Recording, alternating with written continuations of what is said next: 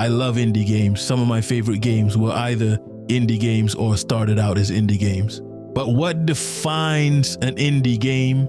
There's no super duper official definition, but generally an indie game or independent video game is created by individuals or small development teams without the backing of a large publisher.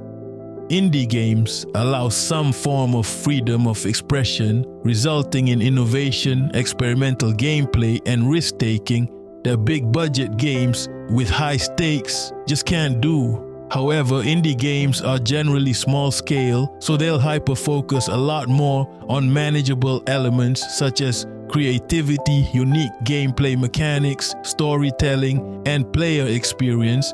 And from my observation, they'll focus more on artistry over graphics. In 2023, Dave the Diver was nominated for Best Independent Game at the Game Awards.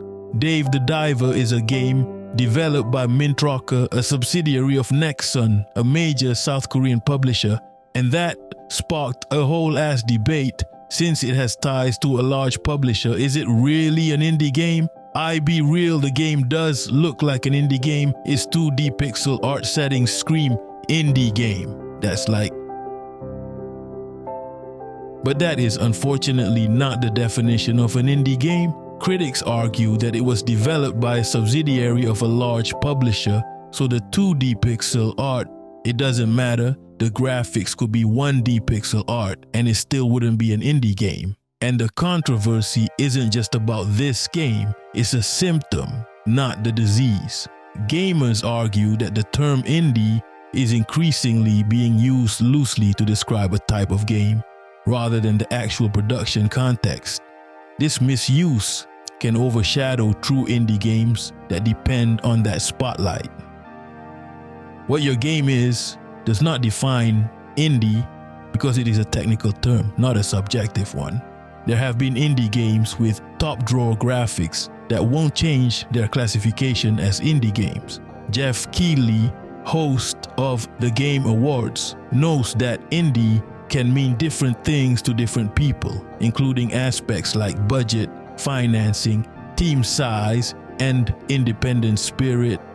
Yet some indie developers and critics feel that calling Dave the Diver an indie game is misleading. Whether Dave the Diver is an indie game depends on one's definition of an indie game. While it has some indie game characteristics, its development under a subsidiary of a large publisher complicates its indie status. This controversy highlights the need for a clearer definition of what makes a game indie and raises questions about award nomination criteria. I agree that there should be a clearer definition, and it has to be related to the game's production.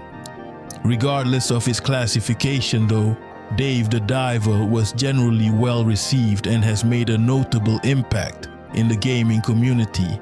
Have you ever seen a big studio make a game that looks indie? Or better yet, have you ever played an indie game that's better than AAA? Give me your thoughts. I'm out. Peace.